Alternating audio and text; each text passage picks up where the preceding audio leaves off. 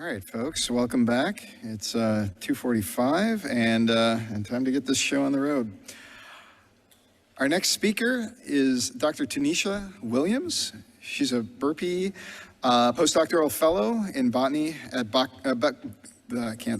Bucknell University. She earned her PhD at the University of Connecticut in 2019, and her research centers on the conservation of flowering plant diversity. She's also passionate about science communication and policy. This afternoon, she'll discuss protecting the Fynbos, climate change insights from South Africa. Tanisha?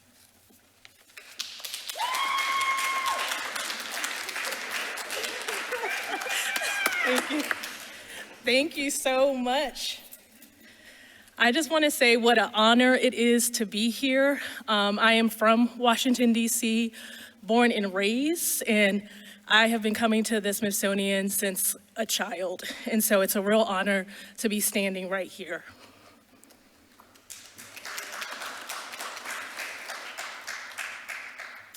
So when we think about the wonders of the world, the variation and the natural beauty and biodiversity of the world, I think about plant species. You may think about other organisms, but what we're all really thinking about and what's in our minds today is something that's going to impact these organisms that we care so much about, and that is climate change. So climate change is one of the greatest threats to biodiversity that we know about today. We've heard some of these numbers mentioned in the news of not wanting to hit that 1.5 degrees Celsius to 2 degrees Celsius increase in mean annual temperatures. I can say that we're at 1 degree Celsius since 2017. Greenhouse gases are continuing to increase. Sea levels are rising. And all of this really impacts some of the systems that we see. And so we're having increases in heat waves, drought events, the intensity and frequency of storms. And that combination really decreases our food security, water availability, ecosystem services, and many other impacts. So the IPCC put out a really nice, they put out fabulous reports by many scientists around the world, but this is a nice graphic that they have here. I'm gonna focus us on this red line here, the global line. So that blue indication, that circle, is telling us that we have very high confidence that climate change is really impacting our ecosystem structures, the way species ranges are shifting, and timing of phenologies. So these life history traits such as leafing out or insect emergence. Breaking news in the plant world, the Kew Gardens puts out this really nice kind of state of the affairs reports every several years. And they're saying that we have, there we go. So more than 50,000 plant species have been estimated to be near extinction. That's about 13% of the plants that we currently know about. Something that really struck me as I was reading this report is that this quote here in the report, it says, despite ongoing efforts to increase the rate at which plants are evaluated for the risk of extinction, we know in the scientific community that many plants are going to be extinct before they're even recognized, or before their conservation status is assessed, or before they're even described. This makes me think about a new species that I described, and I'm working with Dr. Chris Martin at Bucknell, and so we described this new Solanum species known from only one location in northern Australia. So making sure we document the vast biodiversity on Earth can help in the conservation of these species. So now moving from one highly diverse area in the world to one of my favorite areas in the world, let's take a trip to South Africa. And when I think of South Africa, I just think of joy and happiness. It's my happy place. It's the third most biologically diverse country in the world. It has the 5th highest number of plant species in the world. And this is because of the high levels of endemism, so many unique species that are found nowhere else in the world, coupled with the complex environmental heterogeneity. So at the top of that screen, that middle map is showing 9 of the South African biomes. Those can be broken down into many more. The temperatures, the soil types, precipitation gradients are all very diverse across this large country, which create that hyperdiversity that we see throughout the country.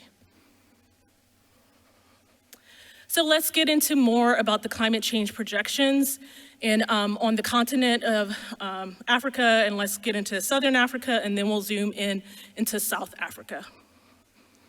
So the United Nations Attorney General put out this statement about the continent of Africa that we're gonna see the hardest hit are gonna be the people that are most vulnerable.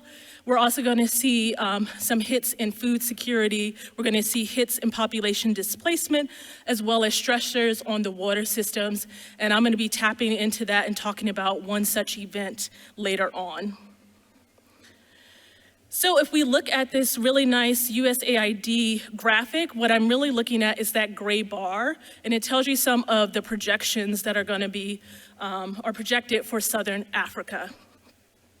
So we have this projected temperature increase for 2100. We're seeing rising of mean annual temperatures from 2 to 4.2 degrees. And remember I said in the beginning, we don't even wanna hit the 1.5 degrees Celsius. We're having more extreme weather events and biblical flooding. I'll talk about that as well. And then we're gonna see rainfall changes. More likely, it's gonna get much drier in these regions. So let's talk about climate change projections in South Africa. First, let me tell you about what's going on right now. So in the background, that's a map of the rainfall regimes. That light blue is the Mediterranean region. So you have wet winters, really dry summers. That kind of darkish blue region on the coast there, that is aseasonal, meaning there's rainfall throughout the entirety of the year. And most of the country is blanketed under a summer rainfall regime. And so in that blue region of this map, the Cape Floristic region is kind of warm and wet, and then that summer rainfall region is cooler and drier.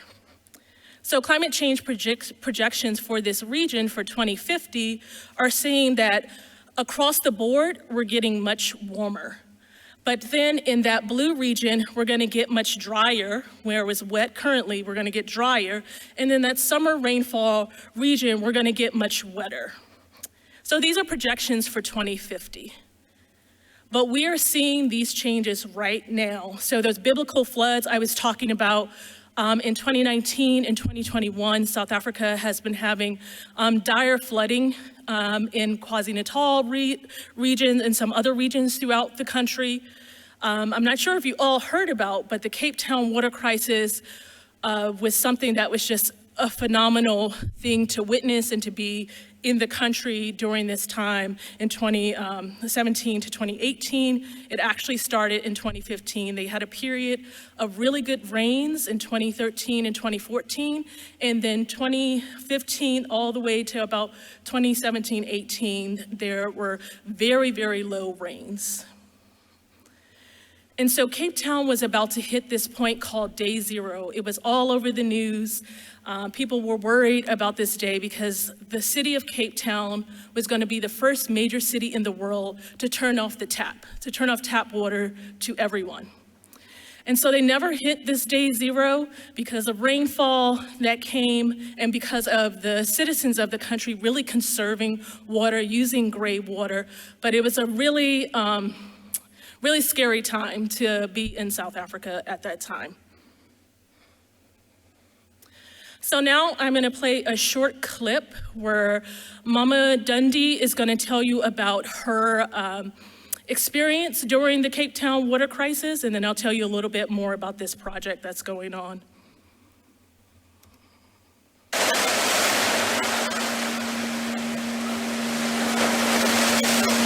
Basisazi ukubana water is life. Without water akho nto unoyenza. Ngelithuba bekubonakala into okubana nyhani amanzi asokoxekile kuthiwa mawangasetyenziswa amanzi. We are now entering a phase where we start anticipating the very real possibility of a day zero scenario. Ngethuba kunqabe amanzi, kufuneka ndonge amanzi.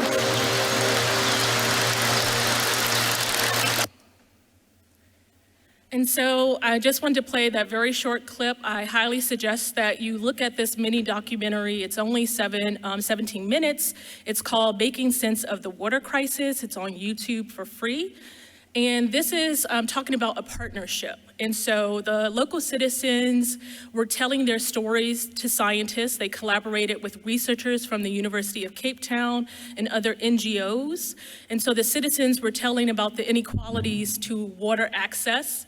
And then they were also talking about how scared they were for not having access to water and then also clean water. The researchers and NGO scientists were putting the numbers, the scientific numbers and facts to those claims, and they teamed together to take this information to the local government. But the scientists weren't the ones presenting this information. The local community members were trained, and they presented their own story in their own words, which opened up this dialogue with the Cape Town government. And it seems like a really nice partnership is starting to shape up with water equalities and how to create these climate change adaptation plans with community members. So more engaging climate change adaptation plans. So I'm going to jump into biodiversity hotspots. Is somewhere that I worked in South Africa. These are areas with high levels of endemic species, those species found nowhere else in the world, coupled with the stress and the threats from climate change, from human population development and invasive species. So the Cape Floristic region is shown here, is really at the tip of South Africa. It encompasses a really small area of the country. It's one of 3 biodiversity hotspots found in South Africa. It occupies about 2% of the world's landmass, but boy, is it really diverse. 10% of all the plants found on Earth are found in that small region of South Africa, and many of them are endemic, found nowhere else. It doesn't matter if you like plants, if you like birds, if you like other organisms, if you like being on the land, in the air, in the sea, you're gonna find the diversity there in South Africa. It is also recognized by the United Nations as a World Heritage Site because of the flora and fauna and the history and culture. And it has extensive collection of long-term phenological records, which I'm gonna get to, and it's very exciting. Again, some more sad news is that South Africa, or the Cape Floristic region, is ranked as the world's second worst area for plant extinctions, and that's right after Hawaii. So let's talk about some of this Fynbos adaptation. So the Fynbos is the biome that is housed in the Cape Floristic region, that little square area that I showed you on the map. First, let's talk about that word, Fynbos. Fynbos is an Afrikaans word that means fine bush. And that's kind of what you find there in South Africa. We think about the Amazonian rainforest with these large, tall trees and these magnificent plants. And so I always say that the Fynbos is like a knee-high little mini rainforest without the rain. So it's just a mini knee-high forest. And so the Fynbos, the characteristic species and genera that you find there when you think about the Fynbos is your Proteus, your Sucubos, your Arestios, Cape Reeds, or your Ericas, the heaths. I want to also add in asters are everywhere throughout the Fynbos, irises are everywhere, and my personal favorite, pelargoniums are everywhere throughout the Fynbos. So now that we've met a few of the key members in this plant community, what are they actually adapting to? What are the conditions of this plant community? Well, they have to deal with these really wet winters through June to August, and then very dry and hot summers, and for the rest of the year, it's dry and hot as well, but really hot during the summers. Nutrient-poor soils, we're hearing that from many of the talks that we've heard earlier, these nutrient-poor soils, lack of nitrogen, lack of phosphorus, and it's also a fire-prone system. So we have a cycling of fires that come through We're seeing more frequency and intensity of fires, and most of them are human caused. So how are they adapting to this ecosystem? So the plants are resprouting, reseeding, have these small, narrow leaves, carnivorous plant, curl leaves, all of these things to really adapt to this just lack of nutrients, lack of water, and fire that they're in. So it's really interesting that the proteas that most people know from wedding photos and things like that, they have those big inflorescence, those big flower heads. They're reseeding and resprouting. They go very fast after a fire, and many species do. That Fynbos, that fine bush, those small, narrow evergreen leaves. You have these really interesting rooting systems that are going out in the Fynbos, so these clustered rooting systems where sometimes protea will create these rooting systems that they cluster together kind of at the top of the surface after a rain to collect that nutrients, collect that rain very fast. Those roots will die back, but proteas have really deep tap roots that reach down to the water table. There are thick hairs on leaves. The silver tree that's in South Africa, it literally looks like there's silver on the leaves. It's a really cool plant. And Serotiny is a strategy, a fire adaptation in this system as well. So how will plants respond to the rapid rate of contemporary climate change? And so I looked at this using a kind of timeline approach. In the past, I looked at phenological records to look at flowering shifts. Currently, that middle photo is of me starting out a common garden, so kind of looking at how plants will respond in future conditions that they're projected to be in. And then I did some species distribution modeling to kind of model further out into the future what the habitats would look like for these species. So I'm going to tell us a little bit about the genus that I worked on, pelargoniums. In our lab, we call them smelly pellies because they smell so good and they smell like all different types of things. So most of your things, 90+% of your things that you're like, oh, this is rose scented, is actually coming from pelargoniums graveolens. It's much cheaper to get. This plant smells exactly like a wonderful rose. Also in traditional and medicine that we currently use, Pelargonium cyoides, also Pelargonium cuculatum. I have it for food, but that the leaves are brewed in a tea for respiratory tract infections. Cyoides, that medicine, you can buy it on Amazon right now. So the genus is a highly diverse genus of herbaceous perennial, subshrubs, and geophytes. When I say geophytes, think of underground tubers and storage units. Most people know pelargoniums because of their sister genus geraniums, and they know them for their flower diversity, but I like to put in the leaf diversity. I love leaves.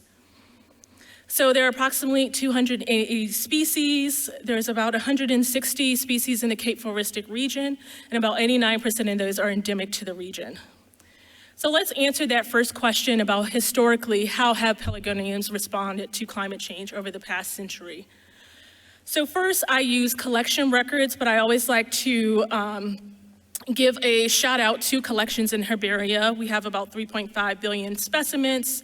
At the University of Connecticut, where I got my PhD, we use our collections for preservation, research, and outreach. They're an untapped resource, but the literature is definitely starting to pick up using these collections, and we can answer so many questions about climate change.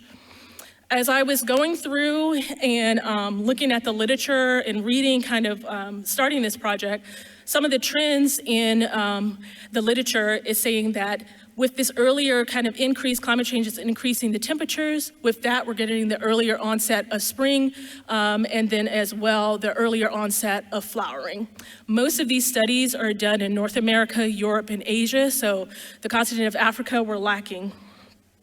Even here in Washington, D.C., in my hometown, we can track that climate change is changing, and the cherry blossoms are flowering much earlier, and these are things we need to know about because we have a cherry blossom parade here. So let's try to fill in that gap. Let's look at that phenology, and let's see if we can answer some of these questions that are going on the continent. First thing, going to the herbarium records, making sure I have proper dates, localities, species, names.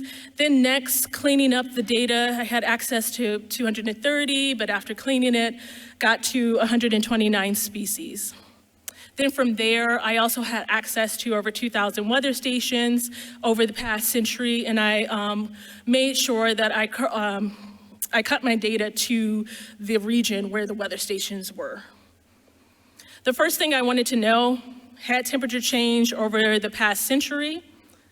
And then if temperature had changed, I was interested if flowering has changed, and if flowering had changed due to that increase in temperature. So right into the results, we can definitely see there is an increase in mean annual temperature, and things are warming up, and they're warming up fast. So that's 3 degrees increase in that area. Coupled with that, we're seeing a 12-day advancement of flowering over the past century. And I calculated out that with every increase in temperature, we're seeing the pelargonium flowers are flowering about 4 days earlier. So we can see that climate change is definitely altering the way plants interact with their environment. These long-term records and collections facilities are credible evidence, and they're research and resources that need to be preserved. The temperatures in South Africa, especially in that Cape Floristic region, are really, really warming up much faster than the global average. And so because of pelargonium's responsiveness, I like to think about it as a canary in the coal mine, meaning because we can't really look at every single species, we don't have the resources, maybe we can monitor pelargoniums to tell us about the wider ecosystem or the wider plant community. I'm just gonna say a little bit more about a couple other things. So pelargonium species throughout the Fynbos really exhibit a lot of morphological variation. Those are a couple of the gardens that I established there. And yet they exhibit all of this environmental variation. They do not like it hot and they do not like it dry, which means that species in the Fynbos region may have a hard time there. For the species distribution modeling, we see that pelargoniums are definitely responding to the precipitation gradient. So they want to know when they're getting their water because they don't get it very often. So that makes sense. And the habitats are going to drastically change. So that red color is a high confidence that the habitat that pelargonium likes is going to be there. And you're seeing that red is shrinking and shrinking and shrinking into the 2070.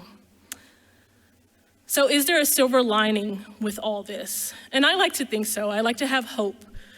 And so although the habitat suitability is projected to be profoundly impacted, and these plants are projected to be profoundly impacted, I think that some of the pelargonium species and the Fynbos species will have the toolkits that they need to actually mitigate and respond to climate change. Things may not look exactly the same, but I think they have some of the tools to tough it out.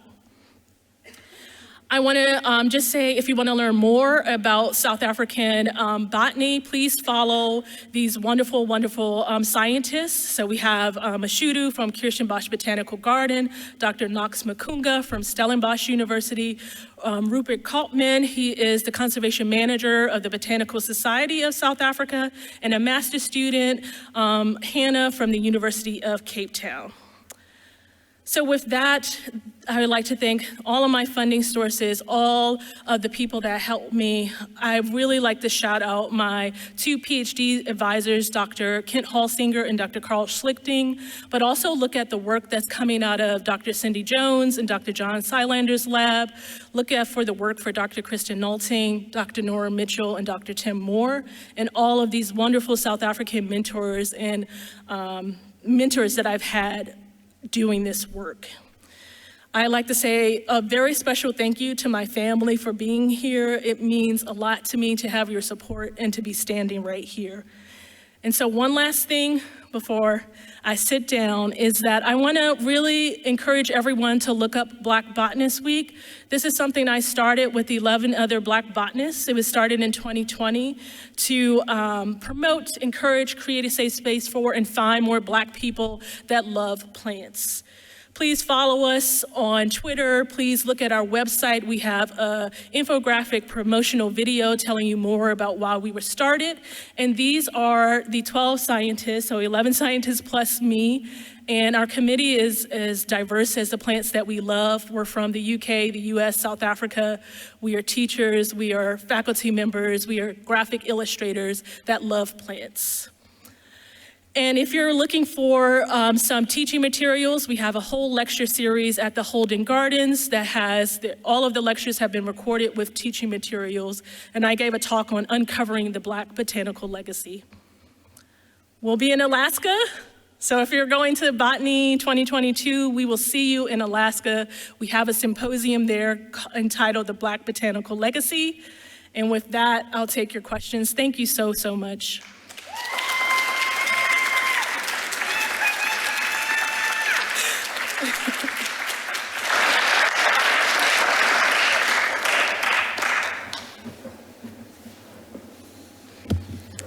Hello. Oh, hi. That's where you're pointing. Great presentation. Thank you. Just curious about a few things. Did you pick Pelargonium specifically because it almost is 90% endemic?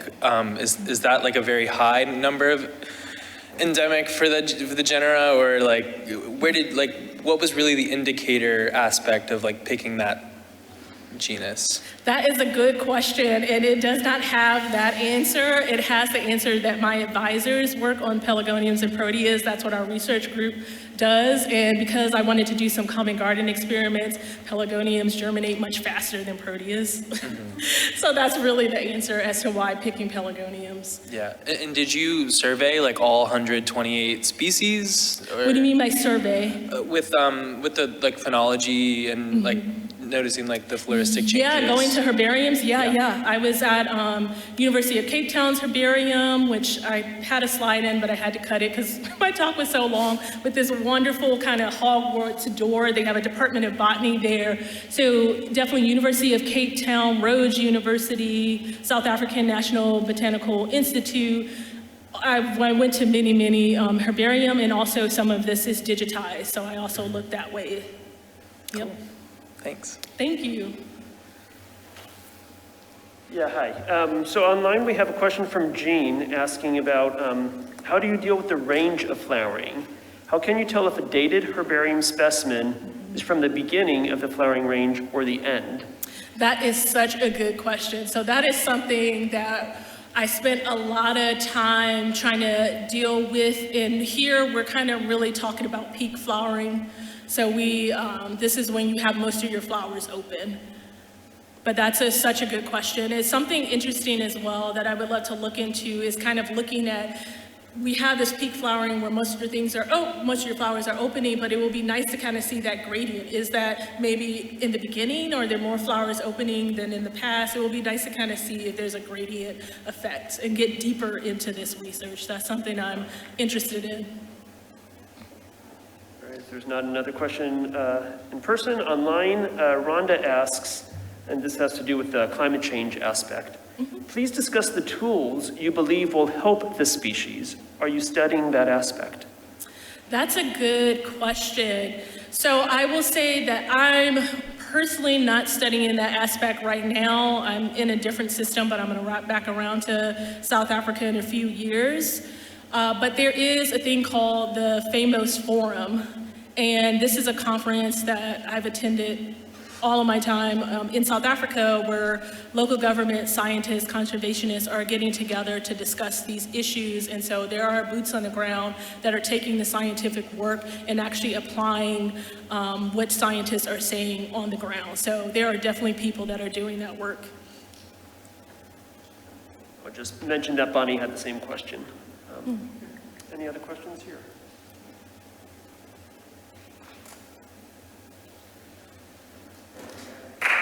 Thank you so much.